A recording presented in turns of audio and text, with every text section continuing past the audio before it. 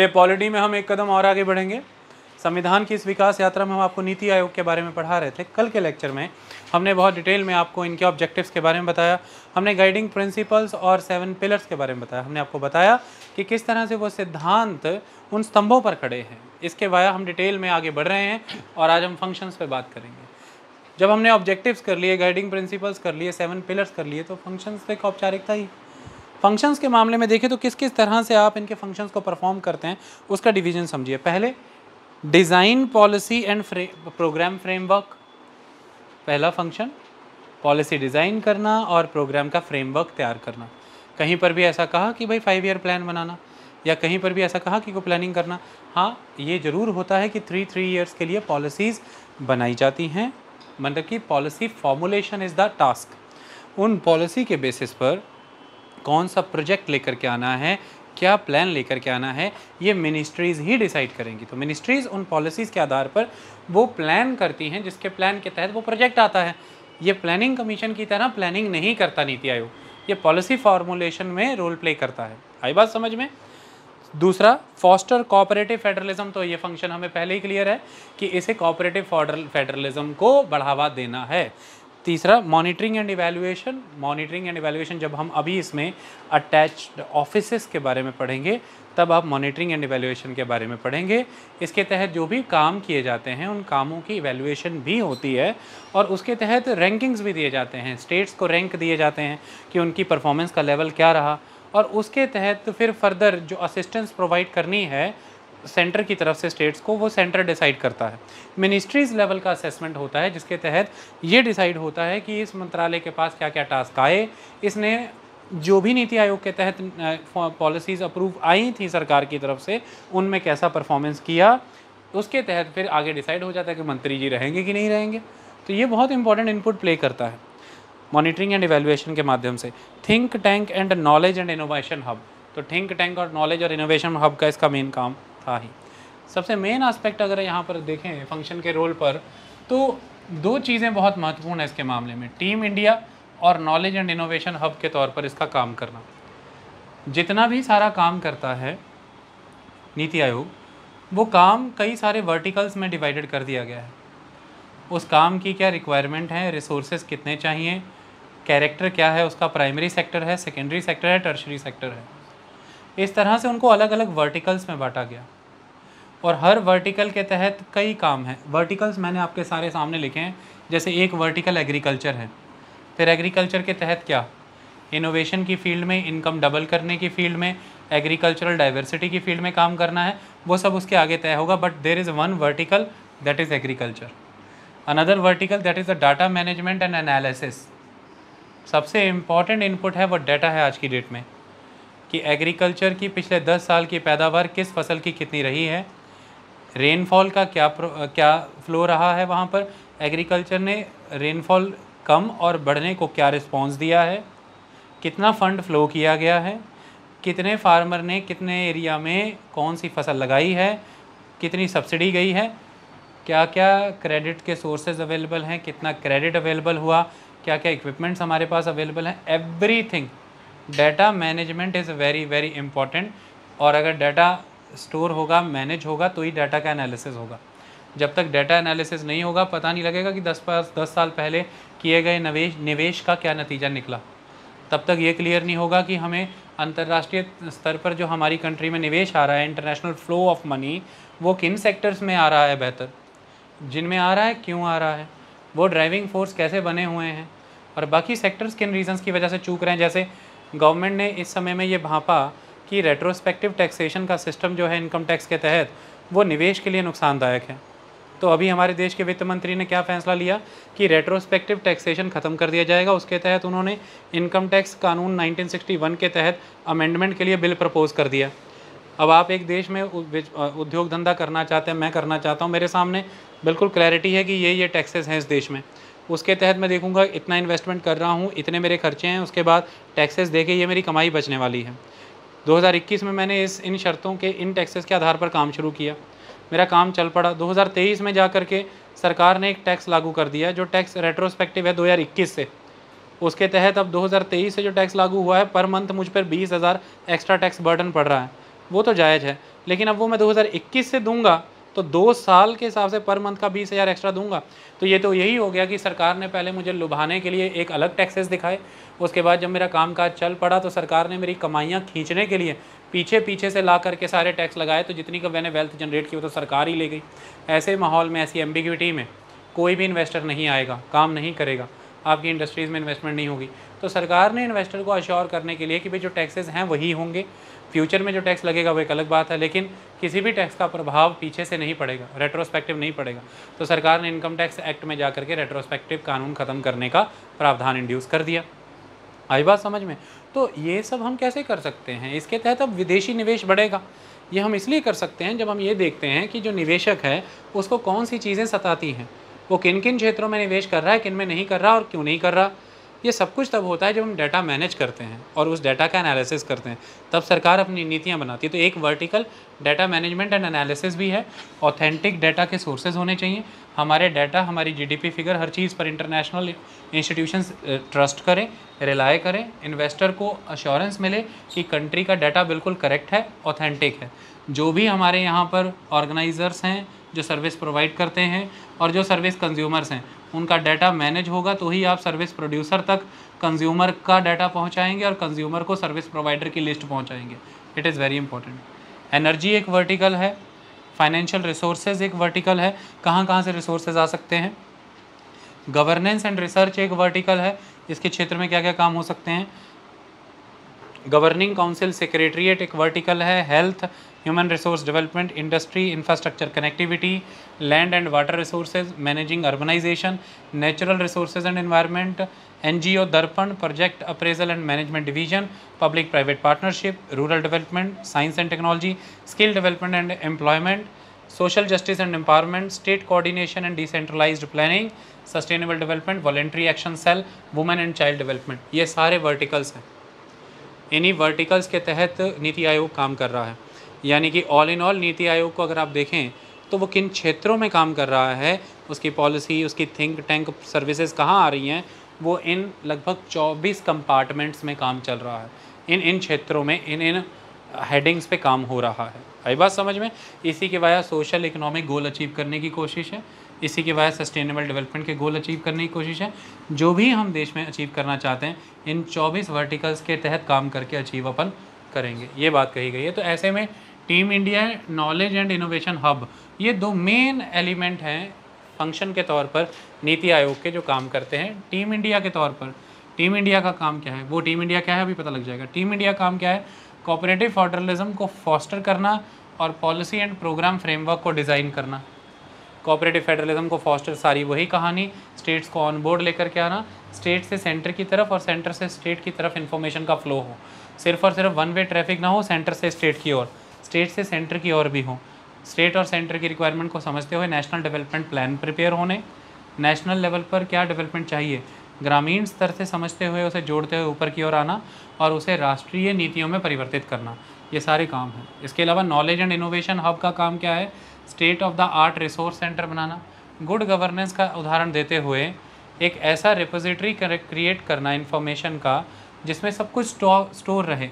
तो state of the art resource centre, सारे resources इसमें लिस्टेड हैं, चाहे मॉनेटरी हैं, चाहे कैपिटल हैं, चाहे ह्यूमन है, सारा इन्फॉर्मेशन है किस क्षेत्र में किस तरह का विकास का कार्यक्रम आप करेंगे, तो उस रीजन में आपका ह्यूमन कैपिटल अवेलेबिलिटी क्या है, मॉनेटरी सपोर्ट आपको किन किन इंस्टीट्यूशन से मिल सकती है, कितनी मिल सकती है, कितना पूंजी निवेश हो सकता है प्राइवेट सेक्टर से या पब्लिक सेक्टर से, विदेशी निवेश का स्कोप वहाँ पर क्या है। अगर इस तरह से हम रिसोर्स सेंटर सारे क्रिएट कर पाएँ तो एक एंटरप्रेन्योर के लिए ये बहुत ईजी हो जाएगा कि वो कामकाज कर सके। उसे पता होगा कि इस क्षेत्र में इस तरह का विदेशी निवेश अवेलेबल है तो मैं जा सकता हूँ। Advise and encourage partnership, knowledge and innovation hub का काम ही ये है कि जो राज्य और केंद्र के बीच में, केंद्र और प्राइवेट प्लेयर यानी कि पब्लिक प्राइवेट पार्टनरशिप के बीच में, एक्सपर्ट्स, रिसर्च, साइंटिस्ट, इनके बीच में, हर क्षेत्र में पार्टनरशिप को एनकरेज करना, ऑर्गेनाइजेशन और जनता के बीच में पार्टनरशिप को एनकरेज करना और एडवाइस करते रहना लगातार कि किस तरह से इस पार्टनरशिप को हम फॉस्टर कर सकते हैं।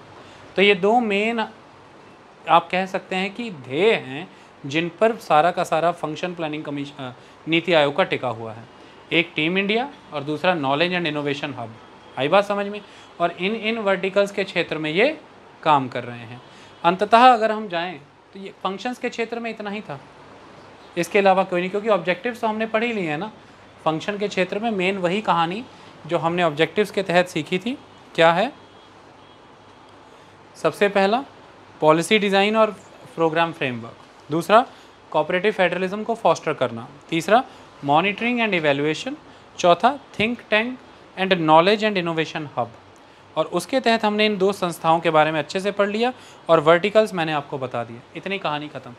इसके बाद आ जाते हैं कि इसके साथ कोई और स्पेशलाइज्ड विंग्स काम करते हैं।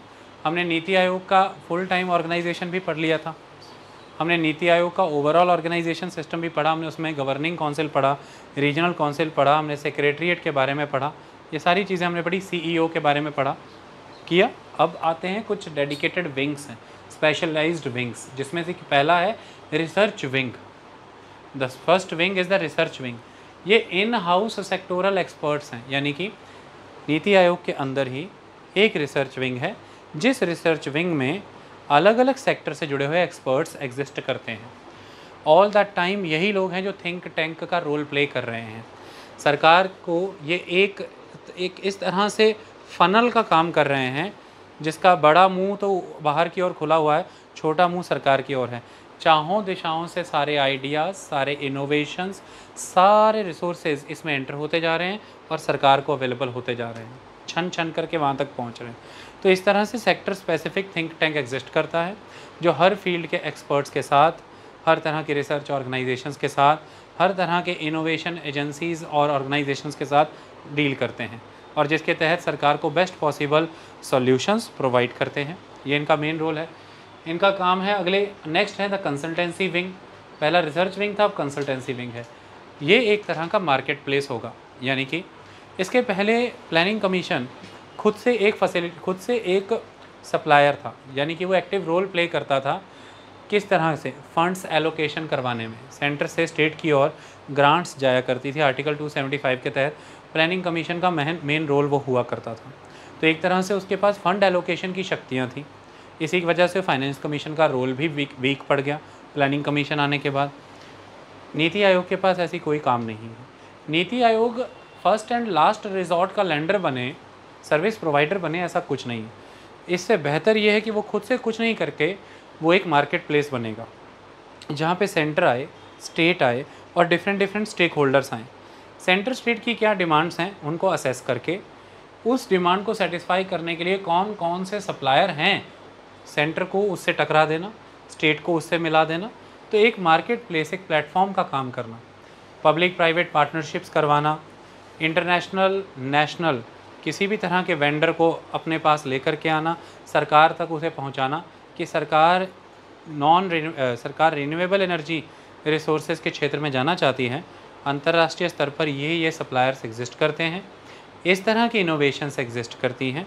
जैसे उदाहरण के तौर पर नीति आयोग को बहुत से काम दिए जाते थे। जैसे अरुण जेटली ने नीति आयोग को एक काम दिया कि आप हमें ये बताइए कि इस तरह के चेंजेस हमें कराने हैं राज्यों के स्तर पर लैंड लीजिंग लॉ में, जिन चेंजेस के माध्यम से ये हो कि जो टेनेंट है जिसने लैंड लीज पे लिया है वो अपने उस लैंड राइट के तहत बैंक से लोन ले पाए और जो ऑनर है उसकी जो राइट्स हैं वो कॉम्प्रोमाइज़ भी ना हो। यानी कि उससे ज़मीन पर उसके पास पट्टा है, इसके तहत वो बैंक से लोन ले ले और ऐसे में ऑनर के राइट को कोई थ्रेट ना हो कि मेरी ज़मीन पे लोन इसने कैसे ले लिया। इसके लिए इस इनोवेशन के लिए तरीका लगाओ, ये मुझे प्रोडक्ट चाहिए बना के। तो नीति आयोग ने उसके तहत नियम बनाए और उसी नियमों के तहत 2017-18 के बजट के तहत फिर अरुण जेटली ने जब उसको एज अ बजट पेश किया तो राज्यों के स्तर पर लैंड लीजिंग लॉ में बदलाव किए गए। नीति आयोग ने वहाँ पर सिर्फ एक नीति सुझाई है कि आप ऐसा कर सकते हैं, बाकी करना तो राज्य सरकारों को ही था और करना केंद्र सरकार को था। केंद्र सरकार ने उसे एक्सेप्ट किया और आगे जा कर के राज्यों को एक मॉडल लैंड लीजिंग लॉ बना करके दिया। मैंने आपको पढ़ाया हुआ है डेप्थ में, और फिर राज्यों ने उसको उसके स्तर पर अपने अपने लॉ में अमेंडमेंट किया। आई बात समझ में? तो इसका काम ही एक मार्केट प्लेस के तौर पे काम करना। ये इनेबलर है, ये फैसिलिटेटर है, ये सीधे सीधे कुछ नहीं करेगा खुद से, इसलिए ये एक्सपर्टीज़ प्रोवाइड करेगा इस मार्केट प्लेस में। ये हर तरह की फंडिंग के सोर्सेज प्रोवाइड करवा देगा कि कहाँ कहाँ से फंडिंग आ सकती है। फॉरेन डायरेक्ट इन्वेस्टमेंट हो सकता है, या फॉरेन इंस्टीट्यूशनल इन्वेस्टर हो सकता है, या इंडियन प्राइवेट प्लेयर इन्वेस्ट करना चाहते हैं, या जॉइंट वेंचर हो सकता है, या पीपीपी मोड में आ सकते हैं आप। ये तो diverse source of fundings are there. आपका ये काम है, आपको रेलवे को बेटर करना है। उसके लिए हमारे पास कई मॉड्यूल्स हैं, देख लीजिए। आप पीपीपी मोड में करना चाहते हैं, कंप्लीट प्राइवेट रेलवे करवाना चाहते हैं, सिर्फ और सिर्फ सॉवरेन रिस्पॉन्सिबिलिटी अपने पास रखना चाहते हैं, आई हैव प्लेयर्स, मेरे पास हैं, मेरे पास उनका रिकॉर्ड है, आपको एक्सेस करना है, आप करिए, आगे बढ़िए। तो एक्सपर्टीज़ प्रोवाइड करेगा, फंडिंग के कई डाइवर्स सोर्सेज प्रोवाइड करेगा। एक तरह से जो रोल मैच मेकर प्ले करते हैं वो है, मैच मेकर का रोल प्ले करेगा। डिमांड सरकार कर रही है, सप्लायर कई कंपनियां, इनको मिलवा देगा आपस में, बाद में वो खुद बैठ करके तय करें उन्हें आगे बढ़ना है कि नहीं। आई बात समझ में? सरकार को आगे बढ़ना चाहिए कि नहीं बढ़ना चाहिए, मैंने कहा उसके लिए एक्सपर्टीज़ प्रोवाइड करेगा, सरकार को गाइड करेगा, सरकार की डिसीजन मेकिंग में सरकार को इन्फ्लुएंस करेगा, कि उन्हें समझाएगा कि आपकी जो मांग है उसके तहत मैंने जो अपने थिंक टैंक के तहत असेस किया है, आपके लिए बेस्ट ऑप्शन ये रहता है। बाकी करना किसको है? सरकार को। तो इसके पास कोई डिसीजन मेकिंग पावर नहीं है, ये किसी भी तरह की कोई अथॉरिटी के तौर पर काम नहीं करता, ये एक एग्जीक्यूटिव बॉडी के तौर पर एग्जिस्टेंस में आया है, और सारी की सारी डिसीजन मेकिंग और एग्जीक्यूटिव अथॉरिटी गवर्नमेंट ही है, चाहे स्टेट की हो चाहे सेंटर की हो, इसके पास नहीं है। इसे सरकार से दूर रह करके एक इंटेलेक्चुअल डिस्टेंस मेंटेन रखते हुए थिंक टैंक का रोल प्ले करना है, जो क्रिटिक्स ये कहते हैं कि ये वो उस इंटेलेक्चुअल डिस्टेंस को सरकार से नहीं रख पाया, क्योंकि इसका काम इवैल्यूएशन और मॉनिटरिंग का भी था। जो भी इसने पॉलिसी सुझाई उसके तहत सरकारों ने जब काम किया तो सरकारों की परफॉर्मेंस क्या रही, समय समय पर उसका असेसमेंट करके, इवैल्यूएशन करके, उन्हें मॉनिटर करते हुए रिपोर्ट प्रेजेंट करना इसका काम था। लेकिन कई बार पाया गया है कि जो नीति आयोग के वाइस चेयरमैन है या नीति आयोग के सीईओ हैं, ये सरकार के कामकाजों की अनक्रिटिकल प्रेस करते हुए पाए गए हैं, जिससे ये पता लगता है कि ये अपना थिंक टैंक का जेन्युइन रोल प्ले नहीं कर रहे हैं। तो ये एक थिंक टैंक है, इस बात को समझ करके चलिए। ये मैच मेकर की तरह काम करेंगे, ये गाइडेंस प्रोवाइड करेंगे, और सबसे इम्पॉर्टेंट चीज़, सरकार के तहत जो वो कामकाज आगे बढ़ाया गया वो उस क्वालिटी में हो रहा है कि नहीं, जैसा नीति आयोग ने बताया था, जिस गुणवत्ता के तहत उसने बताया था वैसा हो रहा कि नहीं हो रहा, ये उसको कॉन्टेक्स्ट में रखते हुए क्वालिटी चेक करता रहेगा। तो इसका काम इस मामले में कंसल्टेंसी विंग में क्वालिटी एश्योरेंस करवाना है कि क्वालिटी चेक कर रहा है, आपको कंसल्टेंसी देगा कि क्वालिटी मेंटेन नहीं हो रही, आपको कंसल्टेंसी गाइडेंस देगा कि प्रोजेक्ट सही तरह से कैसे कंसीव किया जा सकता है, मैच मेकर की तरह आपको कई प्लेयर्स के साथ इंटरेक्ट करने का मौका देगा, आपको एक्सपर्टीज़ और फंडिंग के क्षेत्र में प्रैक्टिसेस करने सपोर्ट करने की गाइडेंस देगा। तो ये एक तरह के मार्केट प्लेस के तौर पर काम करेगा। ये एक तरह की मंडी है जहाँ पर सरकार आ जाए, केंद्र की, राज्य की आ जाए, सरकार का कोई उपक्रम आ जाए, और बाकी जहाँ पर हम सारे भी आ जाएंगे। जैसे मान लीजिए कि मैंने किसी तरह का कोई प्रोडक्ट बना लिया है और मेरे पास ये अब वो सॉफ्टवेयर है कि OTP को भी किसी तरह से ब्रेच नहीं किया जा सकता है। मोबाइल पे जो OTP आएगा इसे ब्रेच नहीं किया जा सकता है, और सरकार अपने सिस्टम, फाइनेंशियल सिस्टम को और सिक्योर बनाने के लिए ऐसा ही कुछ ढूंढ रही है। तो सरकार ने नीति आयोग के पास एक डिमांड रखी कि हमने देखा है कि OTP से भी ट्रांजैक्शन सेफ़ नहीं हो रही, OTP ब्रेच हो रहे हैं, तो OTP को और सेफ़ कैसे किया जा सके, इसके लिए कुछ करिए। तो नीति आयोग के पास जो लोगों ने रजिस्टर कराया, अपने आइडियाज़ भेजें कि हमारे पास OTP को सिक्योर करने के फर्दर तरीके हैं, नीति आयोग उनके सब के प्रपोजल्स को असेस करेगा। असेस करने के बाद जो चीज़ें निकल कर के आएंगी, जो वेंडर्स निकल कर के आएंगे, सरकार को फैसिलिटेट करा देगा कि आइए देखिए। सरकार बैठ करके उनके साथ कीमत तय करेगी, उसमें ये गाइड जरूर करेगा सरकार को, एक्सपर्ट सर्विसेज भी प्रोवाइड करेगा, और उसके बाद फाइनली जब सरकार उस मॉड्यूल को उठा लेगी, उसे लागू कर लेगी, तो उसकी क्या क्वालिटी मेंटेन हो रही है, वो कैसे काम कर रहा है, कैसे नहीं, इस चीज़ को लेकर के इवैल्यूएशन भी करता रहेगा। इस तरह से नीति आयोग ने खुद से कोई OTP सिक्योरिटी मैकेनिज़्म तैयार नहीं किया है। यहाँ पे नीति आयोग कोई पैसे भी देने नहीं जा रहा, यहाँ पे नीति आयोग ने कोई फंड एलोकेशन भी नहीं किया। यहाँ पर मांग सरकार की थी, नीति आयोग ने वो सर्विस अवेलेबल करवा करके दे दी, अपनी इन हाउस प्रोडक्शन के द्वारा नहीं, कोई थर्ड पार्टी वो चीज़ प्रोड्यूस कर रही है उसके द्वारा। तो इसलिए ये कौन हुआ, एक मार्केट प्लेस, ये मैच मेकर है। चलाओ इसी। तीसरा इसका स्पेशलाइज्ड, पहला स्पेशलाइज्ड विंग कौन सा था, रिसर्च विंग। दूसरा इसका स्पेशलाइज्ड विंग कौन सा था, कंसल्टेंसी विंग। तीसरा स्पेशलाइज्ड विंग कौन सा है, टीम इंडिया। तो टीम इंडिया बहुत ज़रूरी थी। वो कौन है, इसमें सभी स्टेट्स के रिप्रेजेंटेटिव होंगे और सेंटर की मिनिस्ट्री होगी। सभी स्टेट्स के रिप्रेजेंटेटिव और सेंटर की मिनिस्ट्री। तो जब ये होगा तभी तो टीम इंडिया ही तो मेन रोल प्ले करेगी उस प्लेटफॉर्म का, जहाँ पर सेंटर, स्टेट और नीति आयोग तीनों एक साथ आएंगे। टीम इंडिया वो प्लेटफॉर्म है जहाँ पे नीति आयोग, सेंट्रल गवर्नमेंट और स्टेट्स तीनों एक साथ आएंगे। और आगे जा कर के मैंने फंक्शन में आपको ये बताया था कि ये टीम इंडिया की ही जिम्मेदारी है कि वो कोऑपरेटिव फेडरलिज्म को बढ़ावा देगी, वो पॉलिसी और प्रोग्राम पॉलिसी डिज़ाइनिंग करेगी, प्रोग्राम फ्रेमवर्क तैयार करेगी। ये कौन करेगा? टीम इंडिया, क्योंकि टीम इंडिया के वाया ही कोऑपरेटिव फेडरलिज्म एग्जीक्यूट होगा, क्योंकि टीम इंडिया में ही रिप्रेजेंटेटिव आ रहे हैं स्टेट्स के और किसके? एवरी स्टेट के। और टीम इंडिया में आ रही है सेंट्रल गवर्नमेंट यानी कि मिनिस्ट्री। तो हर यूनिट, हर स्टेक होल्डर टीम इंडिया के वाया कोलैबोरेट हो रहा है। ये बड़ी चीज़ है, इसलिए इसे हम कहते हैं कि कोऑपरेटिव फेडरलिज्म की ओर आगे बढ़ाएगा। तो ये सारे के सारे विंग समझ लिया आपने, ये वर्टिकल्स आपको क्लियर हो गए।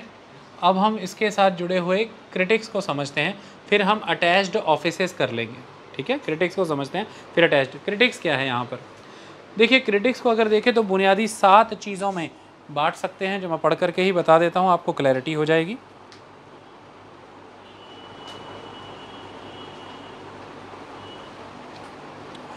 क्रिटिक्स करने से पहले कोऑपरेटिव फेडरलिज्म का एक कंसेप्ट कर लेते हैं जो इसमें है।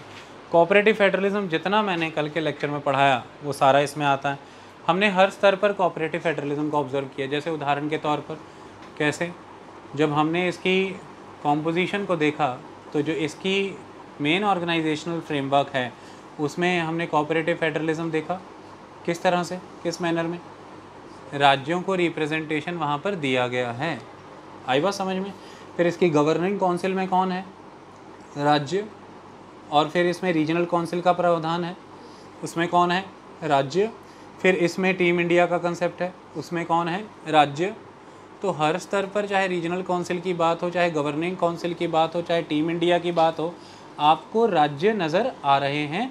और चाहे हमने जो इसका मेन ऑर्गेनाइजेशनल फ्रेमवर्क था उसमें राज्य थे। तो हर स्तर पर राज्यों को डाला गया है इन उपक्रमों के माध्यम से। इससे ये प्रमाणित होता है कि ये कोऑपरेटिव फेडरलिज्म की तरफ जाना चाहता है। दूसरी बात अगर विचार करें तो क्या था, हमने बॉटम अप अप्रोच की बात की, तो इसमें साफ साफ ये कहा गया है कि विलेज लेवल पर प्लान्स इंटीग्रेट किए जाएं, विलेजेस को एज एन इंस्टीट्यूशन यूज़ किया जाए और जो भी प्लान बन रहे हैं उन्हें एग्जीक्यूट किया जाए और जो भी डिमांड है कंट्री लेवल पर वो विलेज लेवल पर असरटेन की जाए। कैसे? पंचायतों को मजबूत करके। तो ये तो कोऑपरेटिव फेडरलिज्म की ही कहानी है। क्लियर? तीसरी चीज़ हमने क्या कही, स्टेट्स अपने लेवल पर ये जांचें कि उनको किन चीज़ों की आवश्यकता है, किन किन जगह पर उनकी स्ट्रेंथ है, कहाँ कहाँ पर वीकनेस है, और उसके बेसिस पर स्टेट्स विलेजेस की डिमांड्स को अंडरस्टैंड करते हुए उन प्लान्स को इंटीग्रेट करके सेंटर को प्रपोज करें। और यही नहीं, हर स्टेज पे इन्वॉल्वमेंट रहेगी आपकी, पीपल पार्टिसिपेशन रहेगा सारा का सारा प्रोसेस। यही कोऑपरेटिव फेडरलिज्म है। हर स्टेट पे हमने लोगों को इंड्यूस कराया था, चाहे वो पॉलिसी मेकिंग की बात हो, चाहे उसके ऊपर उसकी ऑडिटिंग यानी कि लगातार उस पर नज़र रखने की बात हो, उसकी क्वालिटी मेंटेन रखने की बात हो। तो that is the concept of cooperative federalism. यहाँ पर ऐसा बिल्कुल नहीं होगा कि कोई 5 ईयर का 4 ईयर का कोई प्लान बनेगा। यहाँ पर देश के स्तर पर ज़रूरत क्या है ये समझा जाएगा, उस ज़रूरत को सोसाइटी के लेवल पर और इंडिविजुअल के लेवल पे समझा जाएगा, राज्यों के द्वारा वो ज़रूरतें प्रस्तुत की जाएंगी। आई बात समझ में? और पॉलिसी ज़्यादा से ज़्यादा 3 साल के लिए बनाएगा नीति आयोग। उस पॉलिसी के तहत राज्य और केंद्र मुक्त हैं अपने प्रोजेक्ट बनाने के लिए। प्रोजेक्ट बनाते समय विजन शेयर्ड हो, इस बात का ख्याल रखा जाएगा। तो राज्य और केंद्र के बीच में एक शेयर्ड विजन डेवलप किया जाएगा, उनकी नॉलेज, उनके रिसोर्सेज और उनकी डिमांड्स को आपस में शेयर करके। उसके लिए हमने देखा अलग अलग प्लेटफॉर्म है, जिसके लिए ये प्लेटफॉर्म भी बहुत महत्वपूर्ण है, जैसे कि टीम इंडिया, जिसमें कि रिप्रेजेंटेटिव ऑफ द स्टेट और मिनिस्ट्रीज़ आते हैं। क्लियर हुआ? तो इन सारी प्रक्रियाओं के माध्यम से राज्यों के स्तर पर केंद्र के द्वारा स्ट्रक्चर्ड सपोर्ट दी जाएगी। मैंने ऐसा पढ़ाया था ना कि राज्यों के स्तर पर परमानेंटली राज्य स्ट्रेंथन हो सकें, इसलिए चाहे एग्रीकल्चर है, चाहे फाइनेंशियल सिस्टम है, हम किस तरह से उसके स्ट्रक्चर को बेटर कर सकते हैं, और उस स्ट्रक्चर को बेटर करने के लिए जो सपोर्ट है वो केंद्र सरकार वहाँ पर प्रोवाइड करेगा, ताकि राज्य सेल्फ इनेबलिंग हो जाएं, खुद को अपने पैरों पर खड़ा कर पाएँ और आगे बढ़ पाएँ। तो ये भी एक तरह से कोऑपरेटिव फेडरलिज्म को ही रिस्पेक्ट देने जैसा कंसेप्ट है। आप एक डेमोक्रेटिक कंट्री में हैं जहाँ पर फेडरलिज्म का कंसेप्ट अपनाया गया है। ऐसे कंसेप्ट के तहत ये कभी हो ही नहीं सकता कि इतनी बड़ी कंट्री में एक राज्य के स्तर पर अगर कोई भी प्लानिंग या कोई भी इकोनॉमी की ग्रोथ का प्लान आ जाता है तो देश विकास कर जाएगा। ये तो मजबूरी ही है कि प्लानिंग कहीं ना कहीं सेंट्रल लेवल पर होगी। ये तो मजबूरी ही हो जाती है कि प्लानिंग कहीं ना कहीं सेंट्रल लेवल पर होगी ताकि सारे देश का विकास हो। लेकिन जहाँ ये मजबूरी हो जाती है कि प्लानिंग सेंट्रल लेवल पर हो, सारे देश का विकास हो, वहीं दूसरी बाउंडेशन हम पर आती है कि ये तब तक नहीं हो सकता जब तक प्रत्येक राज्य का विकास ना हो। ये तब तक नहीं हो सकता जब तक प्रत्येक राज्य का विकास ना हो। इसलिए यहाँ से दो ज़रूरतें उत्पन्न होती हैं। पहली कि जो भी प्लानिंग करनी पड़ेगी वो जॉइंट होनी पड़ेगी। जो भी प्लानिंग होगी वो जॉइंट होगी, केंद्र और स्टेट, सेंटर और स्टेट की। और दूसरी, स्टेट की चॉइसेस, स्टेट की डिमांड्स, स्टेट की प्रेफरेंसेस को एडवांस करना पड़ेगा। स्टेट की चॉइसेस, स्टेट की प्रेफरेंसेस, स्टेट की डिमांड्स को एडवांस करके ही वो जॉइंट प्लानिंग आगे फ्रूटफुल हो सकेगी। तो ये दो तथ्य बहुत मजबूत हैं कोऑपरेटिव फेडरलिज्म के। इसी के तहत ये नज़रिया बदला था कि प्लानिंग कमीशन की बजाय ये नीति आयोग आया था। और यही कारण है कि आज की डेट में राज्य यहाँ पर पार्टिसिपेट कर रहे हैं और अपने अपने स्तर पर जो भी उनका पोटेंशियल है वो उसे अंडरस्टैंड करते हुए इनोवेटिव तरीके अपनाने की बात कहें, एनर्जी को अगर रिन्यूएबल करने की बात कहें, वाटरवेज, रोडवेज, रेलवेज़ को स्ट्रेंथन करने की बात करें, जो उस राज्य के रिसोर्सेज को समर्थन कर सकता है, राज्य उस दिशा में प्लान कर रहा है। वो बाउंड नहीं है कि क्योंकि सेंटर से एक प्लानिंग के तहत फंड आ गए हैं और मुझे अपने राज्य में अब वो इसी फील्ड में लगाने हैं, जबकि वो फील्ड मेरे स्टेट को बेनिफिट नहीं कर रही, बट क्योंकि वो एलोकेटेड है वाया द सेंटर और क्योंकि वो एक पर्टिकुलर सेक्टर के लिए आए हैं, तो अब ना चाहते हुए भी मुझे मेरे हिस्से का फ़ंड तो यूज़ करना ही है। ऐसी अप्रोच नहीं है। आई बात समझ में? इस अप्रोच को यहाँ पर डिनाई किया गया है। जो आपकी ज़रूरतें हैं आप वो ज़रूरतें बताएं, उस हिसाब से वहाँ पर पैसा लगेगा। और अगर वो पैसा लगना बनता है तो इससे आपके राज्य का विकास होना चाहिए। अंततः नतीजा यही है कि राष्ट्रीय स्तर पर नीति बनेगी, लेकिन नीति राज्यों की रुचियों को देख करके, उनके विकास को देखते हुए, कहाँ उनके हिसाब से पैसा लगना चाहिए, इसको देखते हुए स्टेट्स को फ्रीडम देनी होगी। और फ्रीडम इसी तरह से आ रही है कि आज centre financial support, financial sharing centre state के साथ करता है वाया द फाइनेंस कमीशन, लेकिन अब वो इसे काफ़ी हद तक डिसेंट्रलाइज्ड और ओपन मैनर में करता है ताकि स्टेट्स ऑटोनॉमस हों ये तय करने के लिए कि किस दिशा में पैसा लगाना है। लेकिन स्टेट्स यहाँ पर ऑटोनॉमस होकर के देश से अलग होकर के नहीं चल सकते। नीति तो पूरी विकास तो देश को करना है। इसके लिए ये पॉलिसी थिंक टैंक ऑलवेज़ कोशिश करता है सेंटर स्टेट एक साथ कैसे आएँ। इसके लिए ये हमेशा बताता रहता है कि राज्य की मांग को कैसे तैयार किया जाए कि राज्य का पर्पस भी हल हो और बन भी जाए एक राष्ट्रीय स्तर की योजना। समझ आई? तो जैसे राज्यों को इंफ्रास्ट्रक्चर चाहिए, बिल्कुल सही बात, हर काम के लिए, खेतों को मंडियों से जोड़ने के लिए, इंडस्ट्री को बंदरगाहों से जोड़ने के लिए, और देश को सुरक्षा चाहिए, सेफ्टी एंड सिक्योरिटी चाहिए, इंटरनेशनल अग्रीमेंट्स के कमिटमेंट्स को फुलफ़िल करना है और बेटर ट्रांसपोर्ट एंड कम्युनिकेशन। तो बहुत अच्छा, राज्य और केंद्र एक साथ बैठे, बातचीत हुई, भारतमाला परियोजना बनाई गई। हर राज्य में एग्जीक्यूट हो रही है, लेकिन वो दोनों के ही पर्पस सॉल्व कर रही है। एक तरफ वो बॉर्डर कनेक्टिविटी कर रही है, कोस्टल लैंड कनेक्टिविटी कर रही है, बंदरगाहों को हिंटरलैंड से कनेक्ट कर रही है। दूसरी तरफ राज्यों के स्तर पर वो इंफ्रास्ट्रक्चर के रोल प्ले कर रही है, राज्यों के स्तर पर वो कनेक्टिविटी का काम ज़्यादा कर रही है। तो दोनों का ही पर्पस हल हुआ, दोनों एक साथ आए, दोनों की मांगों को समझा और एक ऐसा कॉमन प्लान डिवाइस किया गया जिसके तहत दोनों लाभान्वित हो जाए। रिसोर्स भी शेयर हो गए, आइडिया भी शेयर हो गया और एट द एंड वो इंफ्रास्ट्रक्चर भी अब शेयर होगा। खर्चा घटा, वेस्ट घटी और आउटपुट ज़्यादा। तो आउटले से हम आउटपुट और आउटपुट से आउटकम के सफ़र की तरफ आएँ, ये कोऑपरेटिव फेडरलिज्म है।